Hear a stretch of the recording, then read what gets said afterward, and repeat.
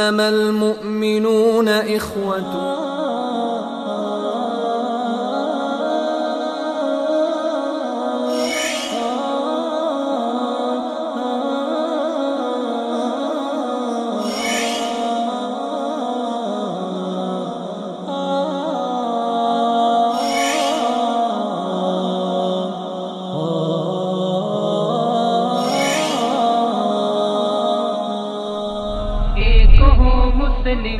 حرم کی پاسبانی کے لیے. بسم اللہ الرحمن الرحیم. السلام علیکم ناظرین، میں ہوں آپ کا ہوسٹ جہاں زیب منہاس اور میں ہوں عبداللہ عالم زیب. آج ہم بات کریں گے کہ اتحاد امت کے لیے کالج، یونیورسٹیاں اور سکول کیا کردار ادا کر سکتے ہیں اور ان میں موجود طلبہ تنظیمیں کس طرح اتحاد امت کی رائے ہموار کر سکتی ہیں. اس سلسلے میں ہمارے ساتھ کال پہ موجود ہوں گے ڈاکٹر حبیب اللہ خان صاحب. ان کے مشورے، ان کے تجربات سے ہم آپ کو آگاہ کریں گے. اور اسٹوڈیو میں ایز یوزول ہمارے ساتھ آج موجود ہیں عبداللہ عالم زیب صاحب. ہم ان کی میٹھی میٹھی باتوں سے ضرور مستفید ہوں گے. جی عبداللہ، جی آپ پچھلے پروگرام میں ہمارے ساتھ نہیں تھے، آپ کی کمی کو بڑا محسوس کیا ہم نے. بڑی نوازش آپ کی. جی آپ نے بڑا اچھا ہے ٹاپک، اور اگر دیکھا جائے تو اس پہ گفتگو کرنے کی بہت زیادہ ضرورت اور اہمیت بھی ہے. خاص کر حالیہ جو ہمارے تعلیمی اداروں کی صورتحال ہے، اس میں یعنی ایک مغربی کلچر کو پروموٹ کیا جا رہا ہے، اور اس میں تنظیمی شکل کی جو ہے نا، وہ تنظیمی شکل میں لڑکے طلبہ جو آتے ہیں نئے ایڈمیشن کے لیے، وہ تنظیموں میں بٹ جاتے ہیں. اور اس کا پھر نقصان یہ ہو جاتا ہے کہ آہستہ آہستہ وہ تنظیمیں، جیسے ہمارے سیاسی پارٹیوں میں صورتحال ہے، وہی حالت یونیورسٹی اور کالج میں بھی ہوتی ہے. جو انسان کی تعلیم و تربیت ماں کی ایک تو گود ہے، اس کے بعد اس کا سکول ہے، اس کے بعد اس کے کالج، اس کے بعد یونیورسٹی، اس کے بعد اس میں ایک عنصر اس کے استاد کا ہے. اور جو چیز انسان سکول، کالج، یونیورسٹی اور ماں کی گود سے لیتا ہے، وہ کہتے ہیں گود سے لے کے گور تک ساتھ رہتی ہے. ہاں ایسے ہی ہے. تو اس حوالے سے بہت ضرورت ہے، اور خاص کر یونیورسٹی میں جو یعنی طلبہ ہوتے ہیں یا طالبات ہوتی ہیں، یہ جوانی کی عمر میں ہوتے ہیں، اور نوجوان ہی کسی بھی قوم کا ایک مستقبل ہے، کسی بھی ملک اور ملت کے معمار ہیں. اگر یہی نسل ٹھیک رہی، اگر ان کی صحیح تربیت ہو گئی، تو پھر آگے ملک بھی ترقی کرے گا، وہ ملت بھی ترقی کرے گی، وہ قوم بھی ترقی کرے گی. حال ہی کہتے ہیں نا کہ قوم جب اتفاق کھو بیٹھی، اپنی پونجی سے ہاتھ دھو بیٹھی. حال ہی کا ایک شعر ہے کہ جو اپنی پونجی سے قوم جو ہے ہاتھ دھو بیٹھتی ہے، اتفاق جب کھو بیٹھتی ہے. تو آپ کیا سمجھتے ہیں کہ اسکول، کالج، یونیورسٹیز میں جو تنظیمیں، کچھ اسلامی طلبہ ہیں، طلبہ تنظیمیں ہیں، کچھ سیاسی جماعتوں کے نام سے ہیں، کیا یہ ہمیں اسکول، کالج سے ہی تقسیم نہیں کیا جا رہا؟ یہ اس میں ایک پھوٹ ڈالی جا رہی ہے، اور دل میں جو نفرتیں، آپ دیکھیں آپ کا اسکول، کالج، یونیورسٹیز کے آپ اس میں سے دور میں سے گزر کے ہیں، آپ نے دیکھا ہے کہ وہ جو تنظیمی ڈھانچہ ہوتا ہے اس میں نفرتیں کتنی زیادہ ہوتی ہیں. اس کی کیا وجہ ہے؟ ہاں، یہ ویسے میں نے بھی اس کا مشاہدہ کیا ہے. پہلی بار میں جب اسلامک یونیورسٹی میں آیا ایڈمیشن کے لیے، تو ہر ایک بندہ آپ کو کھینچتا ہے اپنی طرف کہ بھائی آپ ہمارے پاس آ جاؤ. ایڈمیشن کے لیے انہوں نے وہ کیمپ لگائے ہوتے ہیں، گائیڈ کرتے ہیں وہاں پہ اسٹوڈنٹ جو نئے آتے ہیں. تو وہاں سے بندے کو ایک تاثر ملتا ہے کہ یار میں نے کس طرف جانا ہے اور کیوں یہ مجھے لے کے جا رہے ہیں. اور پھر آہستہ آہستہ یہ ہوتا ہے کہ وہ آپ کو ایسے آپ کا نظریہ پکا کر دیتے ہیں. مثلا جس گروپ کے ساتھ آپ مل گئے، جس تنظیم کے ساتھ آپ مل گئے، وہ آپ کو ایسا نظریاتی بنا دیتے ہیں کہ کل آپ ان کے لیے جان بھی دے سکتے ہیں. وہ تو یہ عمر ہوتی ہے نا جی حاصل کرنے کی، دماغ میں چیزیں بیٹھتی جاتی ہیں، آپ کے دماغ میں نقش ہوتی جاتی ہیں. اور کیونکہ دماغ کے جو حصے ہوتے ہیں وہ خالی ہوتے ہیں، وہ اس ٹائم وہ حاصل کرنے کی شیپ میں ہوتے ہیں. تو جو چیزیں نقش ہوتی جاتی ہیں وہ زندگی کے لیے بیٹھ جاتی ہیں. یہ ہے ہمارا یہ تو سوال یہ ہے نا کہ یہ محبت، امن اور یہ جو اخوت اور بھائی چارے کا، یہ یہاں سے ایک درس ملنا چاہیے. ان تنظیموں کو چاہیے کہ یہ صرف ایک اپنے جو آئیڈیالوجی ہے اس کو پروموٹ کریں، نہ کہ نفرتوں کو پروموٹ کریں. اس پہ آپ کیا کہنا چاہیں گے؟ اس پہ یہ ہے کہ دیکھیں، چلیں جو بھی ہوا اس سے پہلے ہم چاہیے تو یہ تھا کہ ہم اس پہ شرمندہ ہو جائیں، لیکن اگر ایسا نہیں ہے تو کم از کم ابھی ہمیں سوچنا چاہیے، خاص کر جو ہماری نوجوان نسل ہے اور جو یونیورسٹیاں ہیں، کالجز ہیں، اور یونیورسٹیوں میں جو طلبہ تنظیمیں ہیں، کیونکہ اب کی صورتحال بہت زیادہ مختلف ہے. یعنی کچھ تو پہلے تھا جیسے بھی تھا، لیکن اب کی صورتحال بہت ہی مختلف ہے.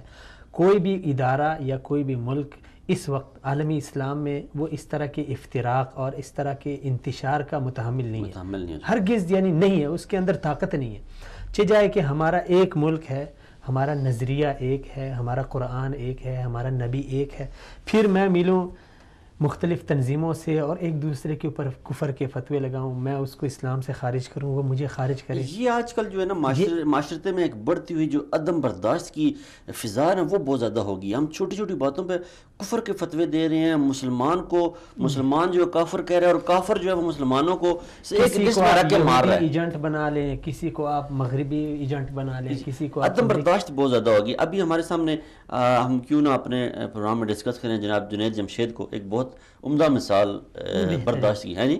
اس نے ایک اب جو لوگوں کا اس کے ساتھ جو پیار ہے جنید جمشید کے ساتھ، ایز اے سنگر وہ مارکیٹ میں آتا ہے، دل پاکستان گاتا ہے، اور پھر وہ جب جاتا ہے تو لا الہ الا اللہ محمد رسول اللہ کی خطاب بلند کرتے ہوئے جا رہا ہے. اور اب دیکھیں کہ معاشرے میں جو ایکسیپٹنس کا عنصر ہے نا جی، ایسے لوگوں کے لیے جو مساوات اور رواداری کا درس دیتے ہیں، ان کے لیے وہ معاشرہ انہیں دلی طور پہ ایکسیپٹ کرتا ہے بہت زیادہ.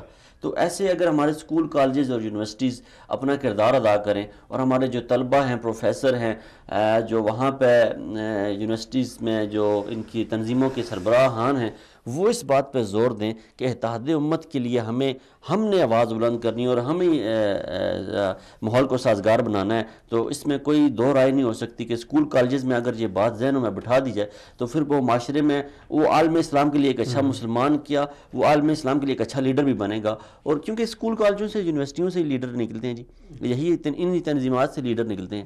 ایسے ہی ہے. لیکن اس کے لیے اب جس طرح اقبال نے، آپ نے شکوہ کیا، میں نے کیا، اس سے پہلے بھی شکوے ہوتے رہے اس حوالے سے.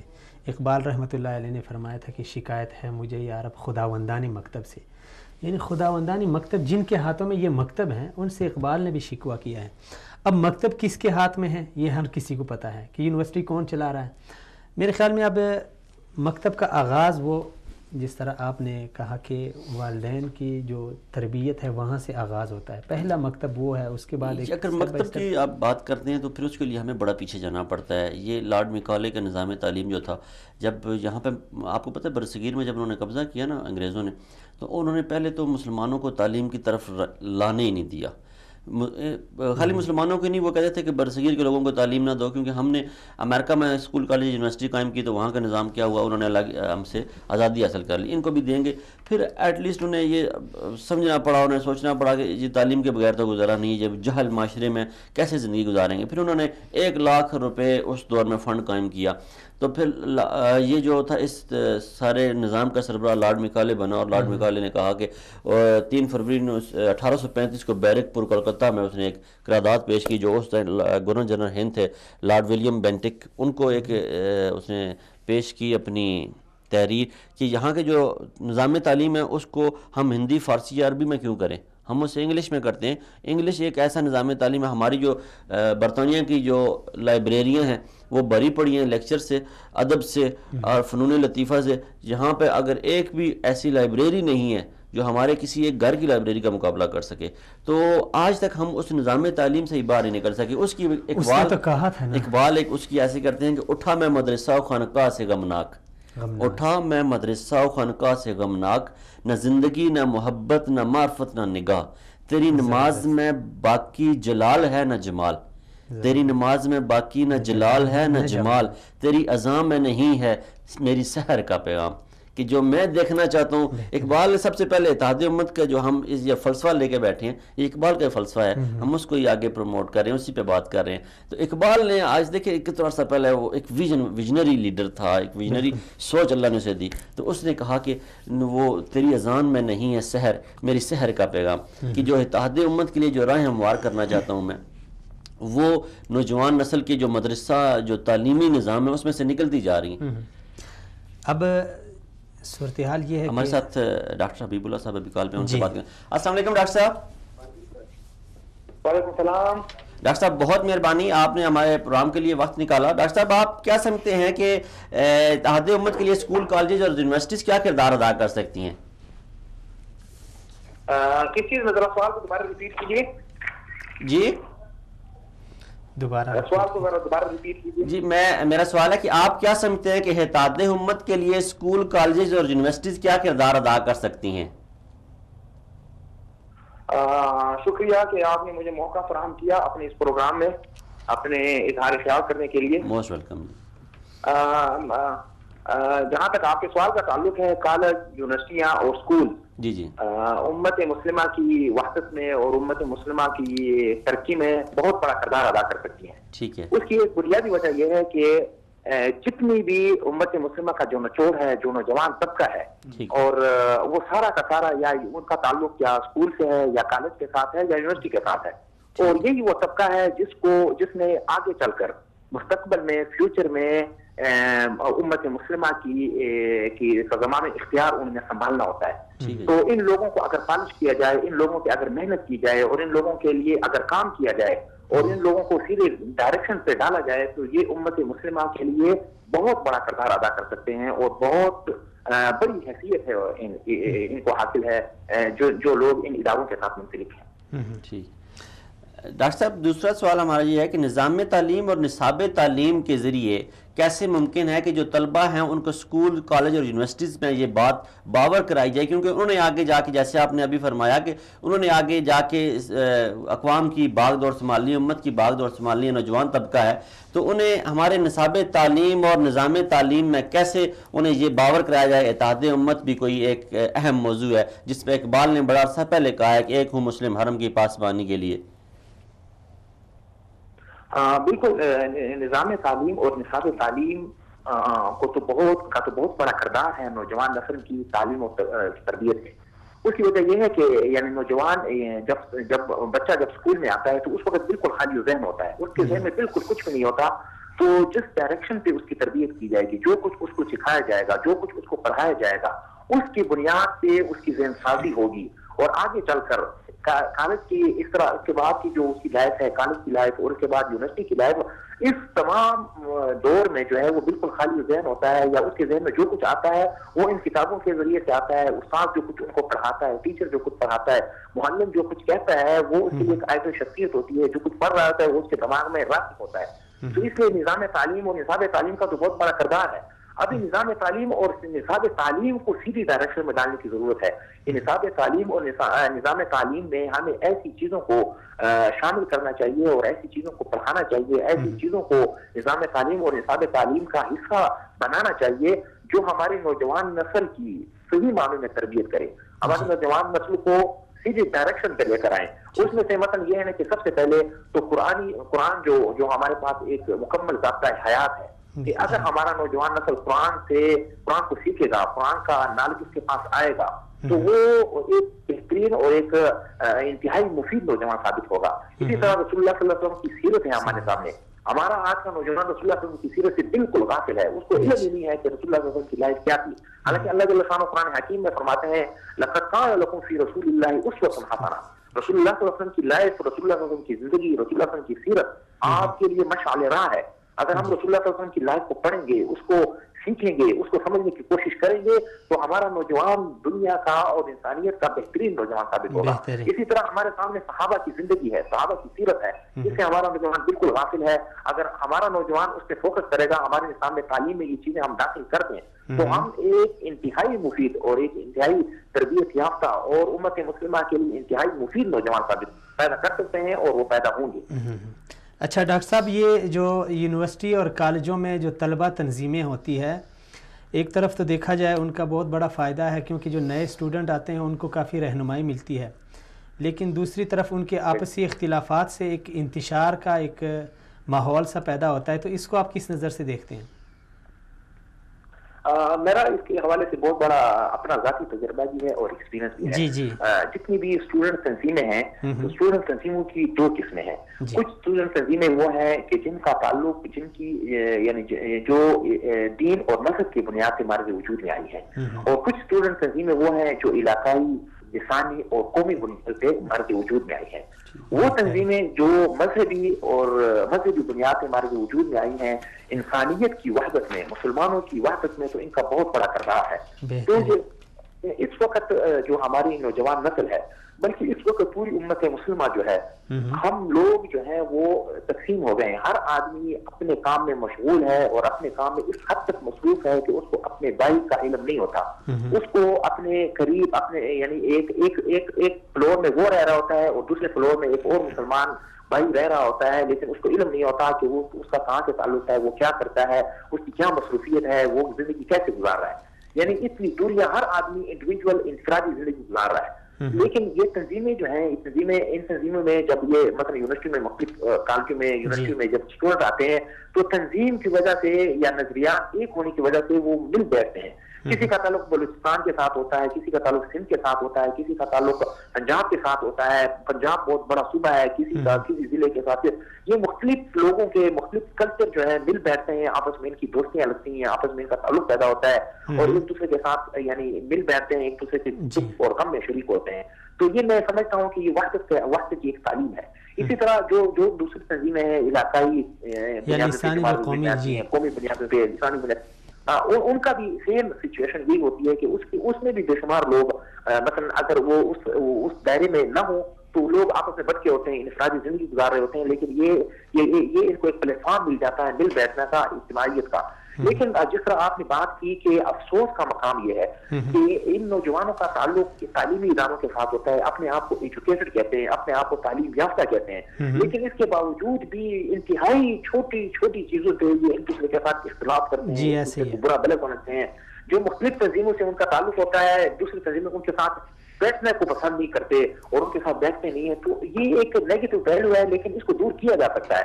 مثلا میں اس وقت اسلامک یونیورسٹی کے اندر میں نے ایک اسٹوڈنٹ لائف گزاری.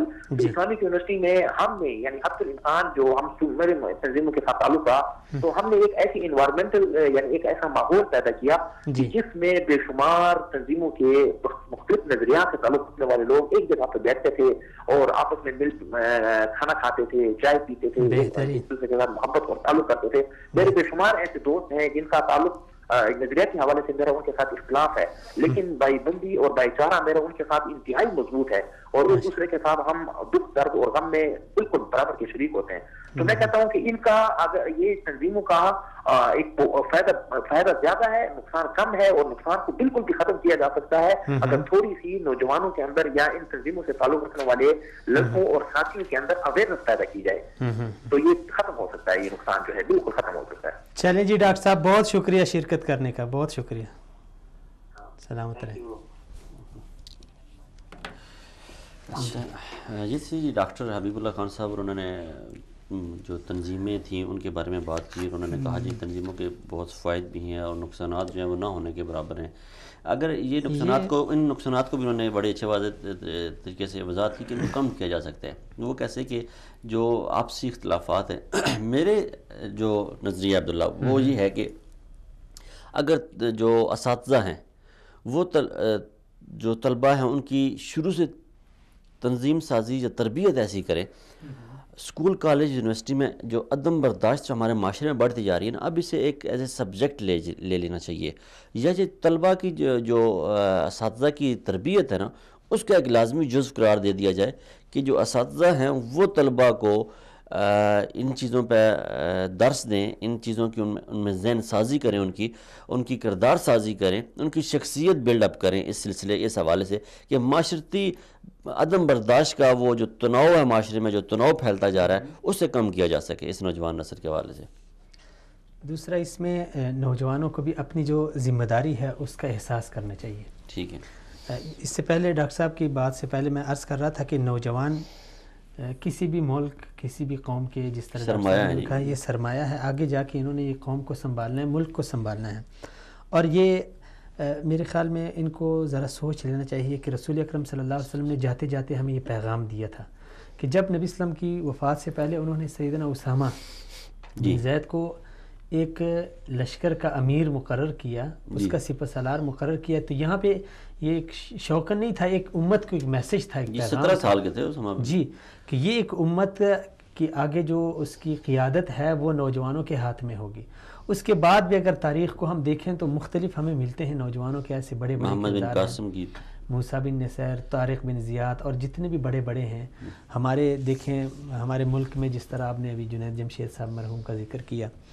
تو اس کے بعد اگر ہم آتے ہیں تو بر صغیر پاک و ہند میں جو مجدد ہمارے اقبال رحمۃ اللہ علیہ آتے ہیں، ان کا اگر آپ کلام دیکھیں منہاج صاحب تو اس میں سے زیادہ تر ان کا خطاب ہوگا نوجوانوں سے. جی اقبال کے شہین جو ہے وہ اپنا نوجوان کو مخاطب کیا. اقبال نے جب بھی شہین کا ذکر کیا، وہ اقبال کے شہین تو نوجوان ہے، وہ امت مسلمہ کا نوجوان، یعنی امت کے نوجوان کو جھنجھوڑا ہے کہ اٹھیں، آپ ہی ہیں اس امت کے یعنی رہبر، اس کے قائد، اس کے رہنما، اور آپ نے ہی اس ملک و ملت کی باغ ڈور سنوارنی ہے. تو یہاں پہ اگر یہ منفی چیزوں کو ختم کیا جائے، جس طرح ڈاکٹر صاحب نے کہا کہ ختم کی جا سکتی ہے. میں آپ کو ایک بات بتاؤں کہ میرے ذہن میں اس سے پہلے اشکال بہت تھا، جس طرح میں نے کہا کہ یار یہ اچھا تاثر نہیں ہے، کیونکہ میرے ساتھ بذات خود ایسا ہوا تھا.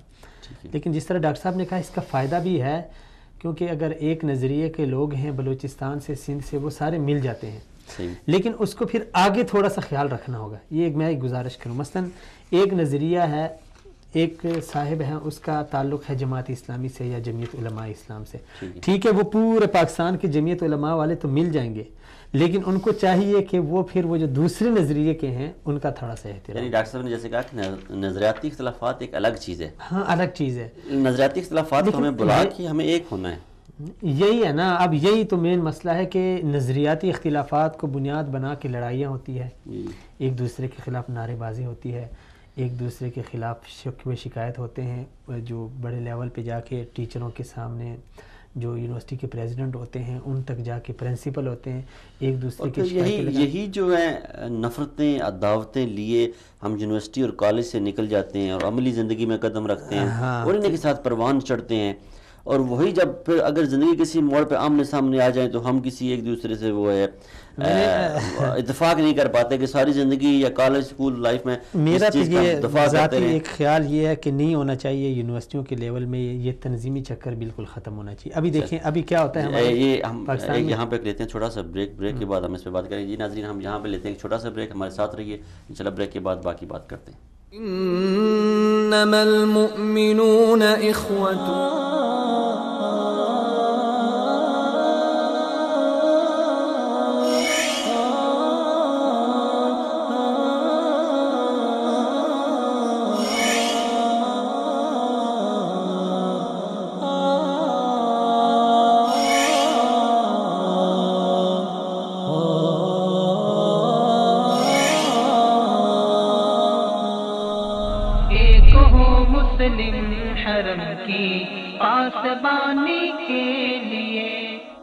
Welcome back after the break. یہ ناظرین، ہم بریک پہ جانے سے پہلے بات کر رہے تھے کہ کل عبداللہ صاحب نے ایک بات کی جو ایک تقریباً ڈکٹیٹر کے دور میں کی جاتی ہے کہ کالج یونیورسٹی میں جو ہے تنظیمیں ختم کر دی جائیں، ان سے جو لیڈر پیدا ہوتے ہیں انہیں سٹاپ کر دیا جائے. تو میں تو اس سے بالکل اتفاق نہیں کرتا. میں تو اس اتفاق نہیں کرتا کہ اسکول کالجز یونیورسٹیز میں جو ہے تنظیمیں ڈھانچہ ختم ہو جانا چاہیے. جیسے ڈاکٹر حبیب اللہ خان صاحب نے بڑی پیاری بات کی، انہوں نے کہا جی قرآن کا مطالعہ ہمارے نصاب میں شامل کیا جائے، رسول صلی اللہ علیہ وسلم کی سیرت کا مطالعہ کرایا جائے نوجوانوں کو، پھر رسول اللہ علیہ وسلم کے اسوات الحسنہ ان کو وہ بتلائے جائیں اور صحابہ کی زندگیاں بتائی جائیں. اور وہ میرا ایک سوال ہے، قرآن کریم کا مطالعہ، رسول اکرم صلی اللہ علیہ وسلم کی سیرت اور صحابہ کی زندگی ہم اوورال ایک تنظیمی شکل میں بھی پڑھا سکتے ہیں، ٹھیک ہے، بجائے اس کے کہ میں اپنی الگ پارٹی بنا لوں، آپ الگ پارٹی بنا لیں، آپ بھی اسلام کا نعرہ لگا لیں، میں بھی اسلام کا نعرہ لگا لوں. اس کا یہ مطلب ہوگا کہ آپ کا اسلام کچھ اور ہے اور میرا اسلام کچھ اور ہے. یہ ایک بات. دوسری بات ابھی دیکھیں، ابھی حالیہ صورتحال آپ ملک کی دیکھیں، ہمارے ملک کی کیا ہوتا ہے. اچھا جی PIA کا حادثہ ہو گیا، ٹھیک ہے، ہمارے ایک وزیر صاحب پریس کانفرنس کر رہے ہیں، ابھی حادثے کے اوپر وہ اظہار افسوس کے بجائے عمران خان کے پیچھے لگتے ہیں یا عمران خان اس کے پیچھے لگتے ہیں. یعنی کوئی سمجھ نہیں آتی کہ یار یہ موقع کیا ہے، موقع مناسبت کیا ہے. یہ ایسا تب ہوتا ہے عبداللہ جب معاشروں میں 30% آبادی پڑھی لکھی اور 70% جاہل ہو. ہمارا یہ جو ریشو ہے، یہ جو گیپ ہے جنریشن وائز، ہمارے 70 سال سے ہم پاکستانیت کو لے کے چل رہے ہیں، لیکن یہ جو گیپ ہے ہمارے درمیان یہ نہیں ختم ہو رہا. یہ جو ریشو ہے 30 to 70 پہلے دن سے اتنی تھی، آج بھی الحمدللہ اتنی ہے. اس پہ کوئی زور نہیں دے رہا، اس پہ کوئی توجہ نہیں دے رہا. نظام تعلیم کو بہتر کرنے کی ضرورت ہے. نظام تعلیم میں جو خامیاں ہیں انہیں دور کرنے کی ضرورت ہے. نظام تعلیم کو بہتر کرنے کی ضرورت ہے. اس میں جو ہمارا ضابطہ اخلاق ہے، جو ہمارا ضابطہ حیات ہے، ہم نے ہم جو نصاب پڑھا رہے ہیں، ہمارے بچے جو ہیں ہم اسکول کالجز سے یونیورسٹی سے پڑھ کے آئے ہوئے ہیں. آپ بھی اس دور سے گزر کے آئے ہیں، ہم بھی دور سے گزر کے آئے ہیں. اب دیکھیں کہ ہمیں کتنا دین کے متعلق بتایا جاتا ہے، ہمیں کتنا قرآن کے متعلق بتایا جاتا ہے، ہمیں کتنا صحابہ کی زندگیاں پڑھائی جاتی ہیں، ہمیں کتنا سیرت کا مطالعہ کروایا جاتا ہے. یہ نوجوان نسل کے ساتھ یہ ناانصافی جو کی جا رہی ہے، یہ اسکول کالجز اور یونیورسٹیز میں کی جا رہی ہے. اور پھر پھر آپ کہیں گے کہ آج لارڈ میکالے کے پیچھے ہاتھ دھو کے پڑھ کے مناسب، تو آپ دیکھیں کہ وہ ایک عیسائی تھا، وہ ایک کافر تھا. وہ یہ نہیں چاہتا تھا کہ یہ وہ تعلیم حاصل کرے جو ہماری یورپ اور امریکہ کی یونیورسٹیز میں دی جا رہی ہے. آج بھی ہم اسی غلامی میں جکڑے ہوئے ہیں. ہم نے آزادی حاصل کر لی، خطہ عرضی حاصل کر لیا. جن نظریات پہ ہم نے خطہ عرضی حاصل کیا، جن نظریات پہ ہم نے آزادی حاصل کی، وہ نظریات کہاں کھو گئے ہیں؟ ہم نے کیا ہم نے فیوڈلزم، ہم نے جاگیردارانہ نظام کے خلاف آواز بلند کی. پہلے بھی انگریز دور میں بھی تو یہی ہوتا تھا، ایک علاقے کا صوبیدار ہوتا تھا یا ایک علاقے میں وہ کسی جاگیردار کو وہ بنا دیتے تھے سربراہ. وہ علاقے کے لوگوں سے وہ پیسے بھی اکٹھے کرتا تھا، ٹیکس بھی لیتا تھا، وہ انگریزوں کو دیتا تھا، ان سے اپنے مال غنیمت لیتا تھا، ان سے جائیدادیں لیتا تھا. آج کے دور میں ہم دیکھ لیں ایک MNA بن جاتا ہے. اب ایک MNA جو ہے وہ علاقے کا سربراہ بن جاتا ہے، وہ اپنے علاقے سے ٹیکس بھی اکٹھے کرتا ہے، وہ پٹواریوں سے رشوت بھی لیتا ہے، وہ تھانے کے SHO سے منتھلی بھی لیتا ہے، وہ سارے کام بھی کرتا ہے. تو پھر بدلا کیا ہے؟ وہ جو نظام تھا وہ نظام تو نہیں بدل سکے نا. اگر جب تک نظام نہیں بدلے گا، جب تک معاشرے کی وہ جو اصلاح وہ نہیں ہوگی. اب دیکھیں، اب ان کالج یونیورسٹیوں کی تنظیموں میں سے ایک MNA نکل کے آتا ہے، وہ اسلامی جمعیت کے ساتھ ہے، اسلامی طلبہ کے ساتھ ہے، کسی کے بھی ساتھ ہے. اس کی ایک اچھی ذہن سازی کی ہوتی ہے استاد نے، وہ اپنی اس جو تنظیم ہے اس سے اچھے اخلاق لے کے آتا ہے، اس سے وہ اچھی تربیت لے کے آتا ہے. تو آیا وہ نوجوان کرپشن کرے گا؟ اگر اسے پتہ چل گیا ہے کہ میں نے اس قوم کے لیے آواز بلند کرنی ہے، میری جو جن قوموں کے ساتھ ہم مقابلہ کرنے کی سوچ رہے ہیں، اہل مغرب، اقوام مغرب کے ساتھ ہم مقابلے کی سوچتے ہیں، تو انہوں نے کیسے ترقی کی ہے؟ شخص فرد واحد جو ہوتا ہے وہ معاشروں کی تقدیر بدل دیتا ہے. قائد اعظم نے پاکستان کے لیے جدوجہد کی، اس میں خالی قائد اعظم کا رول نہیں تھا، قائد اعظم کا کردار نہیں تھا، اس کے پیچھے لاکھوں کروڑوں جانوں کے نذرانہ تھا. اس کے پیچھے 1857 کے میدان آزادی میں شہید ہونے والوں کو خون تھا. لیکن کیا تھا کہ آواز کسی ایک نے بلند کی ہے. اب ساری طلبہ تنظیموں میں سے لیڈر تو ایک ہی نکلتا ہے، 2 نکلتے ہیں، 3 نکلتے ہیں. ہر سال آپ دیکھ لینا آپ کی جو سیکشن ہے اس میں کتنے سیاست میں گئے ہیں، اس میں سے کتنے بزنس میں گئے ہیں، اس میں سے کتنے جو ہے کسی اور فیلڈ میں گئے ہیں. تو لیکن یہ تو نہیں ہے کہ صرف امت کو وہی بندہ متحد کرے گا جو سیاست میں جائے. آپ کسی بھی فیلڈ میں جائیں، آپ کی یہ ذمہ داری ہے. جی آپ تجارت میں جائیں، آپ سیاست میں جائیں، آپ کسی بھی یعنی فلاحی کام میں جائیں، یہ ایک بنیادی ذمہ داری ہے. یہاں پہ آپ نے بات کی ہے، ایک افسوسناک بات ہے کہ لارڈ میکالے کے حوالے سے اس کی ایک بات مجھے یاد آ رہی ہے، اس کو میں اس لیے ذکر کر رہا ہوں تاکہ میں اس کو تھوڑا سا کمپیئر کر سکوں. اس نے اس وقت کہا تھا کہ میں ایک ایسا نصاب تعلیم بناؤں گا کہ یہ مسلمان کافر تو نہیں ہوں گے لیکن مسلمان بھی نہیں رہیں گے. جی بالکل. آج نصابی تعلیم کا اس میں کوئی شک نہیں ہے کہ بہت بڑا کردار ہے، اور خاص کر نصابی تعلیم تو چلیں جنہوں نے دے دیا، ہمیں ایک فکری غلام بنا دیا. جسمانی طور پہ ہم آزاد ہو گئے لیکن فکری طور پہ ہم غلام ہیں. لیکن ابھی ہمارے ملک کا جو نصابی تعلیم ہے، اب ذرا اس کو دیکھ لیں. ہوتا کیا ہے، KPK میں بادشاہ خان کو پڑھایا جاتا ہے، ٹھیک ہے، ولی خان کو پڑھایا جاتا ہے، اسفندیار ولی کو پڑھایا جاتا ہے. سندھ میں آ جائیں تو بے نظیر کو پڑھایا جاتا ہے، بھٹو صاحب کو مرحوم کو پڑھایا جاتا ہے. پنجاب میں جائیں تو کسی اور لیڈر کو پڑھایا جاتا ہے. بلوچستان میں بگٹی کو پڑھایا جاتا ہے. اب جب آپ صوبائی سطح پہ آپ اس طرح کے نفرت انگیز نصاب پڑھائیں گے، جو ہمارے قومی ہیروز تھے ان کو نصاب سے خارج کر کے آپ علاقائی لوگوں کو نصاب میں ایڈ کریں گے، تو وہ لڑکے جو کل سندھ سے، خیبر پختونخوا سے، بلوچستان سے، پنجاب سے کسی یونیورسٹی میں آئیں گے تو آپ کیا سمجھتے ہیں کہ وہ متحد ہوں گے؟ بالکل ٹھیک بات ہے، بالکل ٹھیک بات ہے. ہمارا فیڈرل سطح پہ ایک نظام تعلیم ہونا چاہیے. یہ بہت بڑی خرابی ہے کہ 18ویں ترمیم میں صوبوں کو اختیارات دے دیے، اور اتنے حد تک اختیارات دے دیے کہ ابھی صوبے جو مرضی کر رہے ہیں، ان کو کوئی پوچھ نہیں رہا. جیسے بھی نصابی تعلیم میں کیا سندھ میں جو ابھی ایک عجیب و غریب قسم بل پاس کر دیا کہ 18 سال سے وہ کم عمر بندہ اسلام کے دائرے میں. یہ بذات خود ہم یہ چاہتے ہیں کہ ملک جو ہے نا وہ ٹکڑے ٹکڑے میں بٹ جائے. یہی اس کا معنی ہے کہ آپ نے جب سارے اختیارات دے دیے. پنجاب نے کچھ عرصہ پہلے حقوق نسواں کے نام سے کیا وہ عجیب و غریب بل اس کو پیش کیا تھا. ابھی سندھ میں جو ہو رہا ہے، ہم خود قوم کو ٹکڑوں ٹکڑوں میں یعنی اس کو بانٹ رہے ہیں، اس کو توڑ رہے ہیں، اس میں انتشار ڈال رہے ہیں. اصل میں یہ جو ملکوں کی بات ہوتی ہے نا، جیسے یہ ہم پاکستان کا جو اگر ہم بات کریں تو پاکستان 4 ریاستوں سے مل کے ابھی کھڑا ہے. یہ خیبر پختونخوا، پنجاب، بلوچستان اور ہمارے پاس سندھ، یہ 4 ریاستیں ہیں. جیسے امریکہ جو ہے وہ 52 ریاستوں پہ مشتمل ہے. اب ریاستوں کا جو ہوتا ہے انہیں آزادی دینی پڑتی ہے. انہیں اپنے اپنے یہ صوبے ہمارے، ان صوبوں کو آزادی، جب قوموں کا اگر ہم دیکھیں نا، جو امریکہ کے اگر صورتحال کو دیکھ لیں تو اب امریکہ میں بھی اسی طرح ہے، ریاستوں کو آزادی ہے، بھرپور آزادی ہے. وہ اپنے قانون اپنی عوام پہ ڈیپینڈ کرتا ہے. لیکن وہاں پہ جو سب سے بڑی ایک اکائی ہے نا جی، وہاں پہ ان کی جو الیکشنز کا جو نظام ہے، ان کی جو نظام تعلیم ہے، اور پھر جو ان کا ٹیکس کا نظام ہے، ٹیکسیشن کا نظام ہے، وہ چیزیں ساری، اور فیڈرل انویسٹیگیشن یا سیکیورٹی جو فیڈرل ہے وہ فیڈرل کے انڈر آتی ہے. جو ملکی مفادات ہیں وہ فیڈرل کے انڈر آتے ہیں. لیکن جو علاقائی ہیں، جیسے وہ اگر امریکہ کی اگر کوئی ریاست اپنے نصاب تعلیم میں تبدیلی کرنا چاہے تو ایک حد تک وہ بھی کر سکتے ہیں. لیکن یہ ہماری جو سوچ ہے نا جی، ہمارا تو مسئلہ یہ ہے کہ ہم مسلمان ہیں سارے الحمدللہ، اور پاکستان اسلام کے نام پہ بنایا گیا ہے. اب پاکستان میں جو آپ نے نقطہ اٹھایا وہ بہت اچھا ہے.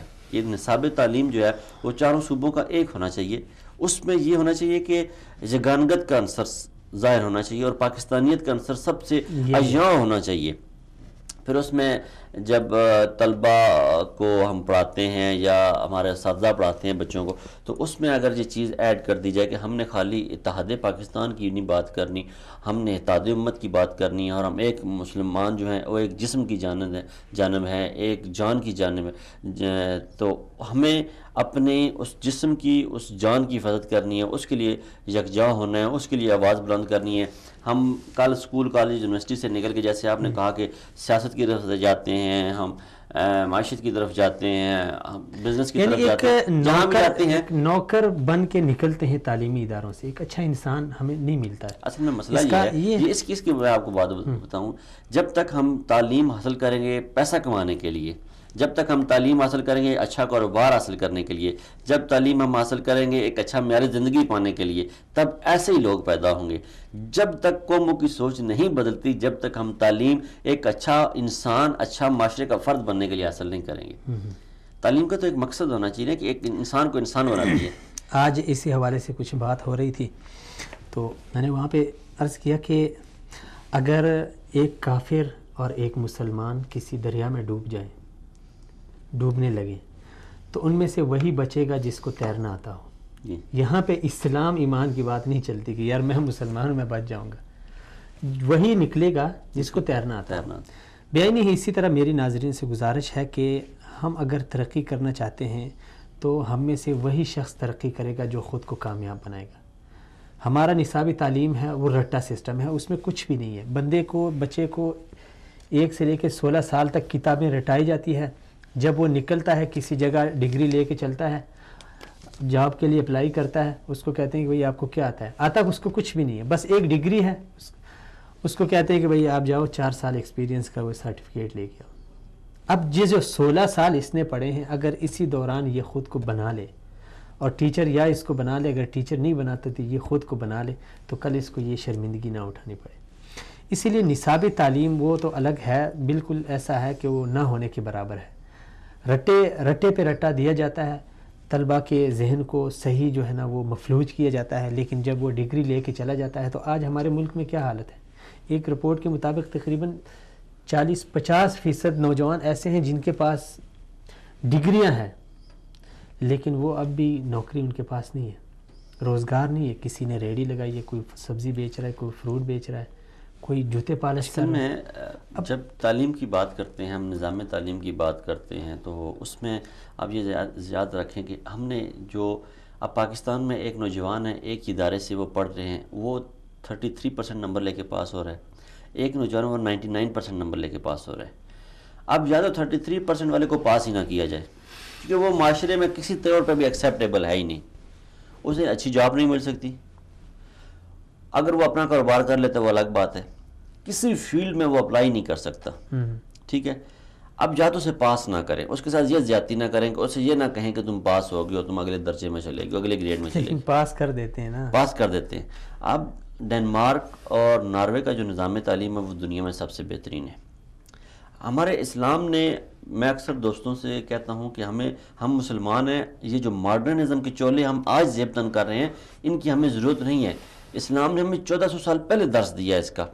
آج سائنس نے جا کے بتایا ہے کہ ماں کے پیٹ میں بچے کی تربیت کیسے بنتا ہے، کیسے نشو و نما پاتا ہے۔ سائنس آج ہمیں بتا رہی ہے 19ویں صدی میں، وہ بھی الٹرا ساؤنڈ، اور اب یہ بات کر لیں یہ 1950 کے بعد ہمیں پتہ چلنا شروع ہے۔ یہی چیز جو ہے ہمیں اسلام 1400 سال پہلے بتا گیا ہے۔ ہم کہتے ہیں کہ آج ماڈرنزم ہم چولے زیب تن کر کے کہتے ہیں جی کہ ہمیں اسلام نے دیا کیا ہے، اسلام کو پتہ ہے کیا ہے، جب مذہبی اگر اسلام کو ایسے لوگوں سے اگر آپ سوال کریں کہ آپ نے اسلام کو کیا دیا ہے، جی نہیں، ایسے اگر ہم ان کے ساتھ اسلام کی جب یہ بات کرتے ہیں تو ہم نے اگر ان کے ساتھ ان سے یہ بتا دیا جائے کہ آپ قرآن کو مکمل پڑھ لیں، قرآن ایک ضابطہ، مکمل ضابطہ حیات ہے نا، قرآن کو پڑھ لیا جائے، قرآن سے ہی ہمارا نظام تعلیم ہونا چاہیے، قرآن سے ہی ہمارا نصاب تعلیم ہونا چاہیے، قرآن سے ہی ہمیں ہر چیز اخذ کرنی چاہیے۔ اس کے بعد ہمارے پاس اللہ کا بڑا احسان ہے، اللہ کا ایک بڑا کرم ہوا امت محمد پر کہ احادیث کا ایک بہت بڑا ذخیرہ ہمارے پاس محفوظ ہے، اصلی حالت میں محفوظ ہے، بہترین شکل میں محفوظ ہے، اس سے درس حاصل کیا جا سکتا ہے۔ پھر ہر جگہ جو ہے ہمارے ایک رسول، ایک کعبہ، ایک قرآن، ایک نماز، پوری دنیا میں مسلمان جو یہ جگانگت کا درس ہے نا۔ حج ایک دن ہم نے کرنا ہے، ایک انداز میں کرنا ہے، ہم نے جس مرضی آپ مسلکی اختلافات سارے اپنی جگہ بلا کے آپ حج پہ آ جائیں نا، جتنی دنیا سے جس مرضی مسلک سے لوگ آ جائیں، حج کی تو وہی 3 ایام ہے، حج انہی ایام میں کرنا ہے، وہی طریقہ قربانی سب نے کرنی ہے، بال سب نے منڈوانے ہیں، لباس سب کا ایک جیسا ہے، کسی لباس سب کا ایک جیسا ہے، کسی نے تھوڑا زیادہ منڈوا لیے، کسی نے کم منڈوائے، لیکن منڈوانے تو ہیں۔ انداز وہ ہے، یہ کس چیز کا درس دے رہے ہیں؟ یہ ہمارا مذہب کس چیز کا درس دیتا ہے؟ یگانگت کا درس دیتا ہے نا۔ لاکھوں کا مجمع ہوتا ہے، ایک دفعہ امام صاحب کہتے ہیں اللہ اکبر، اس صفیں باندھ کے کس طرح کھڑے ہو جاتے ہیں، ایک آواز پہ کس طرح سارے سجدہ دیتے ہیں، ایک آواز پہ کس طرح سارے ہاتھ باندھتے ہیں۔ یہ چیزیں ہمیں یگانگت کا درس دیتی ہیں۔ کیوں نہ ہم اس درس کو جو ہے وہ اسکول کالجز اور یونیورسٹی سے بچے کے ذہن میں ڈال دیا جائے۔ میں آپ کو ایک بتاتا ہوں کہ اسکول کالج یونیورسٹی کی میں آپ کو بات بتاؤں کہ میں جب اسکول میں پڑھ رہا تھا، میرے یہ فرسٹ اسٹیپ ہے یا نرسری یا پریپ کی بات ہوگی، مجھے اب یہ صحیح یاد نہیں ہے۔ ہمارے ایک ٹیچر تھے تو انہوں نے کہا کہ یہ جو سنیماز میں جاتے ہیں نا لوگ، یہ اوباش نوجوان ہوتے ہیں اور ان کے گھر میں جو ہے شرم و حیا نہیں ہوتی۔ گو کہ میرے بہت سارے دوست اس بات سے اختلاف کریں گے اور بہت سارے لوگ، اچھا وہ بات میرے ذہن میں بیٹھ گئی۔ اب یقین مانیں یہ پریپ نرسری کی بات ہے، میں اس کے بعد آج تک نہیں گیا سنیما کے اندر۔ زبردست۔ اس کی ایک میری ذاتی زندگی کی مثال میں آپ کو بتا رہا ہوں۔ اب میں ایک عملی زندگی میں ہوں، اب میرے پاس وقت بھی ہے، یقین مانے بعض دفعہ ایک سوچ بھی بنائی ہے، چلتے ہیں کبھی دوست یاروں کے ساتھ اتفاق بھی ہو جاتا ہے، لیکن بعض اللہ نے ایسا کوئی نظام پیدا کیا میں جا ہی نہیں سکا، اور میں آج تک سنیما کے اندر نہیں گیا۔ اب آپ اندازہ لگائیں کہ یہ ایک سوچ جو پیدا ہوئی وہ میرے ذہن میں ایک نقطہ بیٹھ گیا۔ اب اس سے اب بعض دفعہ ایسے ہوتا ہے کہ ہمیں بچپن میں والدین کوئی چیز بتا دیتے ہیں۔ ہمارے ایک دوست تھے تو ہم نے ان سے، وہ کہتے تھے یار میں جب سوتا ہوں نا تو میں، وہ بڑی گہری نیند سوتے تھے، تو ہم نے ان سے پوچھا یار آپ بڑی گہری نیند سوتے ہیں؟ کبھی ایسے ہوتا تھا کہ ہم باہر آؤٹنگ کے لیے گئے، صحرا میں ڈیزرٹ میں سو گئے، کبھی ہم کسی جنگل میں گزر رہے ہیں تو وہاں بیٹھے وہ سو گیا بھائی جی، ہم ڈر رہے ہوتے تھے۔ تو ہم نے اس سے پوچھا یار تو کیسے سو جاتا ہے کیسے؟ کہتا ہے جب میں چھوٹا سا تھا نا تو میری اماں کہتی تھی کہ 7 دفعہ آیت الکرسی پڑھ کے سو جاؤ، کچھ نہیں ہوتا۔ کہتا ہے دن اور رات میں 7 دفعہ آیت الکرسی پڑھ کے سو جاتا ہوں، میرا یہ یقین ہے کچھ نہیں ہوگا۔ واہ، یہ جو ذہن سازی جو بچپن میں ہو جاتی ہے، جو یقین بن جاتا ہے، اس پہ انسان جو ہے ساری زندگی قائم رہتا ہے. انسان کی جو عمارت ہے نا جی، قوموں کی جو عمارت ہے، جو قوموں کے افکار ہیں، وہ اسی چیز پہ اسی کے متحمل ہوتے ہیں جو ذہن سازی کی جاتی ہے تعلیمی اداروں میں، یونیورسٹیز میں، کالجز میں. آپ جی. اقبال رحمۃ اللہ علیہ نے کہا تھا کہ اپنے من میں ڈوب کر پا جا سراغ زندگی، میرا نہیں بنتا نہ بن اپنا تو بن. تو ہمیں اگر کسی اور کا نہیں بننا تو کم از کم اپنی حد تک ہم اپنے تو بنے اور اپنی جو ذمہ داری کا احساس کریں. اگر کوئی تنظیمی لیڈر ہے، اس کو اس کا احساس کرنا چاہیے کہ میرے اوپر اللہ تعالیٰ نے بہت بڑی ذمہ داری ڈالی ہے. اگر آپ ایک تنظیم کے لیڈر ہیں، ایک یونیورسٹی کو لیڈ کر رہے ہیں، تو اس کا مطلب ہے کہ جو آپ کے متحد ہیں 100 150 200 400 جتنے بھی لڑکے ہیں، ان سب کے بارے میں آپ سے پوچھا جائے گا. جس طرح دنیا میں آپ ان کے لیے سب کچھ کرتے ہو خدمت، کل قیامت کے دن اللہ رب العزت آپ سے یہ ایک احساس ذمہ داری ہے. اگر یہ ہمارے اندر پیدا ہو جائے کہ یار اگر ایک لڑکا ان میں سے کسی اور راستے پہ چل پڑا تو کل مجھ سے پوچھا جائے گا. کیونکہ رسول اکرم صلی اللہ علیہ وسلم نے فرمایا کہ کلکم مسئول و کلکم راعٍ و کلکم مسئول، تم میں سے ہر ایک ذمہ دار ہے اور ہر ایک سے اس کی مسئولیت کے بارے میں پوچھا جائے گا. اور یہ بہت بڑی یعنی ایک ذمہ داری ہوتی ہے جب انسان کے کندھے پہ پڑتی ہے. اسی لیے حضرت ابو ذر کو نبی صلی اللہ علیہ وسلم نے فرمایا کہ کبھی 2 بندوں کی عمارت بھی نہ لینا، کیونکہ تم بہت کمزور ہو، اس بوجھ کو نہیں برداشت کر سکتے. تو یہ جو ہمارا ایک یہ بھی ساتھ تھا کہ جو طلبہ تنظیمیں ہوتی ہے، طلبہ تنظیموں میں زیادہ تر جو کردار ہوتا ہے وہ اس تنظیم کا جو لیڈر ہوتا ہے، جو ناظم ہوتا ہے، جو صدر ہوتا ہے، جو بھی ہوتا ہے اس کا ہوتا ہے. اسے سب سے پہلے تو یہ ہے کہ عصر حاضر کا مطالعہ کرنا چاہیے کہ عصر حاضر میں اتفاق اتحاد کی کتنی ضرورت ہے. اس کو مد نظر رکھے، تھوڑا سا اس کے اوپر ذہن دوڑائے، میرے خیال میں اس کو سمجھ آ جائے گی کہ یار کیسے ہمیں کفر ایک ملت بن کے ہمیں مٹانے کے لیے وہ ایک ہو گئی ہے پوری ملت جو ان کی ہے. دوسری چیز، اگر وہ اپنی ذمہ داری کا احساس کرے تو یقیناً میں سمجھتا ہوں کہ وہ اس اپنی ذمہ داری کو احسن طریقے سے نبھائے گا. اور تیسری چیز یہ ہے کہ اخلاقی تربیت، جو بھی ماتحت ہیں تنظیمی لیول کے جو بھی لڑکے ہیں ان کی اخلاقی تربیت کی جائے، ان کو مستقبل کے لیے تیار کیا جائے کہ آپ نے آپ نے یہاں یونیورسٹی سے جانا ہے، آپ نے سیاست میں جانا ہے، آپ نے بزنس میں جانا ہے، آپ نے فلاں جگہ جانا ہے، آپ نے فلاں، آپ کی اس قوم کو ضرورت ہے، اس ملت کو ضرورت ہے. تو یہاں ان چیزوں کا اگر خیال رکھا جائے تو میرے خیال میں یہی وہ جو ڈاکٹر صاحب والی بات ہے کہ یہی وہ بہترین ایک جگہ ہے کہ اگر یہاں سے ہم ان کو پالش کر کے نکالیں تو آگے قوم کے بڑے اچھے لیڈر قوم کو جو ہے نا میسر آ سکتے ہیں. صحیح بات ہے جی. ناظرین، افراد اور قوم کی زندگی میں تعلیم و تربیت کو بنیادی اہمیت حاصل ہوتی ہے. افراد کی ساری زندگی اسی عمارت پر تعمیر ہوتی ہے اور اقوام اپنی تعلیمی فلسفہ کے ذریعے اپنے نسب العین اور مقاصد حیات و تہذیب و تمدن اور اخلاق و معاشرت کا اظہار کرتی ہیں. یہ ممکن ہی نہیں کہ ایک قوم جو ہے وہ تعلیمی طور پر پستی کا شکار ہو، وہ تعلیمی طور پر وہ کسی شکست کا شکار ہو، وہ اچھے تعلیم و معاشرت اور تمدن کا اظہار کر سکے یا وہ معاشرے میں یا قوم میں ایک اچھی قوم بن کے دنیا کے سامنے پیش ہو سکے. اقبال رحمۃ اللہ علیہ نے کہا تھا کہ منفعت ایک ہے اس قوم کی نقصان بھی ایک، منفعت ایک ہے اس قوم کی نقصان بھی ایک، ایک ہی سبھی کا دین بھی ایمان بھی ایک، ایک ہے سبھی کا نبی دین بھی ایمان بھی ایک. تو یہ کیسے بات ہو سکتی ہے کہ ہماری زندگیوں میں سے اتحاد کا جو عنصر ہے وہ نکلتا جائے؟ جب ہم نماز پڑھتے ہیں، پوری دنیا میں جو مسلمان ہیں وہ کعبہ کی طرف منہ کر کے نماز پڑھتے ہیں، حج میں ایک جیسا لباس پہنتے ہیں، رمضان ایک ساتھ رکھتے ہیں، عیدیں ایک ساتھ مناتے ہیں، قربانی ایک ساتھ کرتے ہیں، زکوٰۃ کا نظام ایک جیسا، رسول ایک جیسا، کلمہ ایک جیسا، تو پھر یہ کیسے ممکن ہے کہ ہم اتحاد امت کے اس موضوع کو، اتنے اہم عنصر کو اپنی زندگیوں سے نکالتے جا رہے ہیں؟ آپ بھی سوچئے گا، ہم بھی اس پہ انشاءاللہ جتنا ہو سکے اپنی طور پہ حصہ ڈالتے رہیں گے. مجھے انشاءاللہ اگلے ہفتے ایک نئے پروگرام کے ساتھ، ایک نئے چہرے کے ساتھ، ایک نئے موضوع کے ساتھ آپ کی خدمت میں حاضر ہوں گے. تب تک اپنے ہوسٹ جہاں سے مناس اور عبداللہ عالم زیب کو اجازت دیجیے. اللہ حافظ.